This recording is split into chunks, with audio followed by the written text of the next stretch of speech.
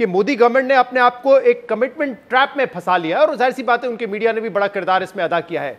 क्या ये commitment trap अब आपको कम होता हुआ नजर आ रहा है, खत्म होता हुआ नजर आ रहा है, क्योंकि अब तक तो कोई कार्रवाई नहीं की है, या आपको लगता है कि अभी प्रेशर बहुत है इंडियन हुकूमत पे कि कुछ ना कुछ मिस एडवेंचर वो करें?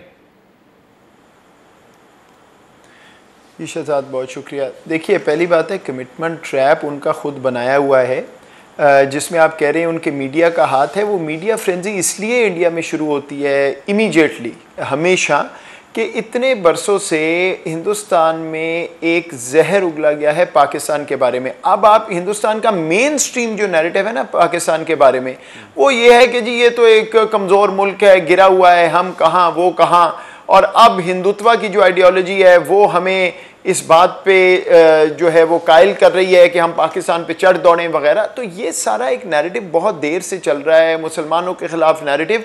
इसलिए इस दफ़ा आपने देखा है कि अहमकाना हद तक ये बात वहाँ पे हुई है कि जी एक न्यूक्लियर पावर पाकिस्तान के ख़िलाफ़ अब हमला कर दें और आप जो है वो सुरखरू होकर वापस आएंगे। जब उनकी मिलिट्री ने ब्रीफिंग दी अपने प्राइम मिनिस्टर को, हर क्राइसिस में ये हुआ है, तो जाहिर बात है उन्होंने बताया भाई ऐसा कुछ नहीं हो सकता, दोनों मिलिट्रीज इवनली मैच्ड हैं, इंडिया का कोई एडवांटेज नहीं है ग्राउंड पे। और इसलिए फिर वो मोदी साहब ने कहा कि चले मैं इनको कहता हूं जब दिल करे कर लें। कभी ऐसा हो सकता है कि एक मुल्क में एक पॉलिटिकल सरबराह जो कहता है तो सिर्फ और सिर्फ प्राइम मिनिस्टर डिसाइड करता है, वो कहे जो आपका दिल करे कर लें। सो कुछ हद तक कोशिश तो है कमिटमेंट ट्रैप से निकलने की अब, लेकिन मीडिया में अभी भी वो फ्रेंजी है।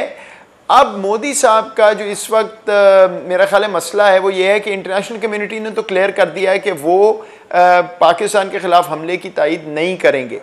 अच्छा, जो एविडेंस का शहजाद, ये इंपॉर्टेंट पॉइंट है, जो एविडेंस मिलने का की विंडो है ना वो ख़त्म हो गई है। देखिए आज के ज़माने में तो आर्टिफिशियल इंटेलिजेंस वगैरह, कल को आप एक पूरी यहाँ पे वीडियो ले आए कि जी ये देख लें हमने बना दी, या कोई एक मजलूम शख्स खड़ा होकर कहे जी मैं था, मैं पकड़ा गया हूँ, वो अगर होना होता तो उसी वक्त हो जाता। अगर आप 10 मिनट में कह रहे हैं कि पाकिस्तान ने हमला कराया तो फिर एविडेंस तो उस वक्त आना चाहिए था। I think that window has passed. हाँ, अब क्या मोदी साहब अपना सियासी नैरेटिव बना सकते हैं अपने घर पे कि जी बस मैंने कुछ नहीं किया लेकिन मैं फिर भी जीत गया। 2019 में भी वो पायलट हमारे पास था, नैरेटिव उन्होंने ये बना लिया।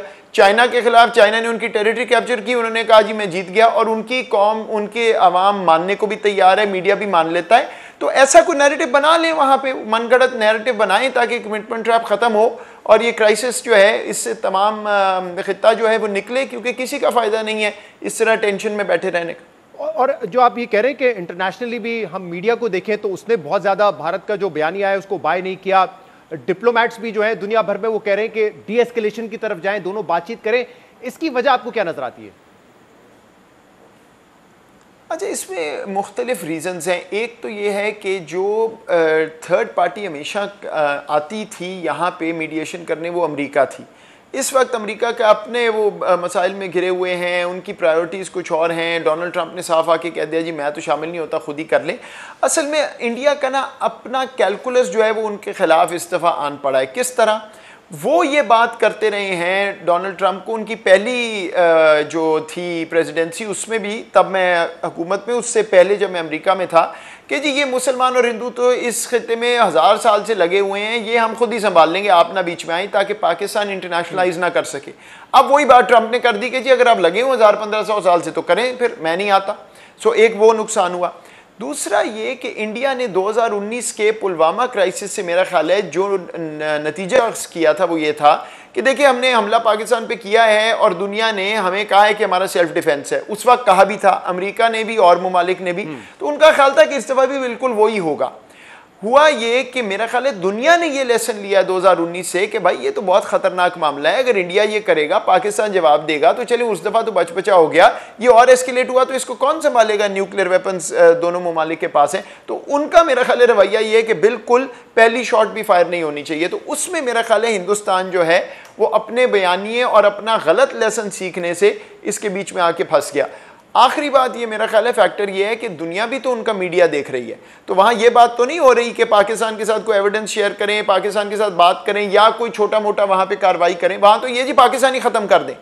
मतलब उनके कांग्रेस बाई बाजू की जमातों के लोग कह रहे हैं कि जी आखिरी जंग पाकिस्तान, इसलिए कि ये जो हिंदुत्व आइडियोलॉजी है इसने इतना माइंडसेट क्रिएट कर दिया है कि जी हिंदुस्तान जो दिल करे खित्ते में कर सकता है। बांग्लादेश इनसे नाराज है, मालदीव्स इनके हाथ से निकल गया, नेपाल में चाइना का रसूख है। तो ये सुप्रीमेसिस्ट आइडियोलॉजीज का हमेशा मसला होता है। 1930-40 की दिहाई में आप इसको नाम देते थे नाज़िज़्म का, आज ये हिंदुत्व है इस खित्ते में जी। और उस वक्त भी हमने देखा कि 1930 में जर्मनी ने अपने अंदर भी और अक्रॉस बॉर्डर भी किस किस्म की नफरतें फैलाई और कोई फायदा उसका हुआ नहीं। यही काम आज इंडिया भी करे।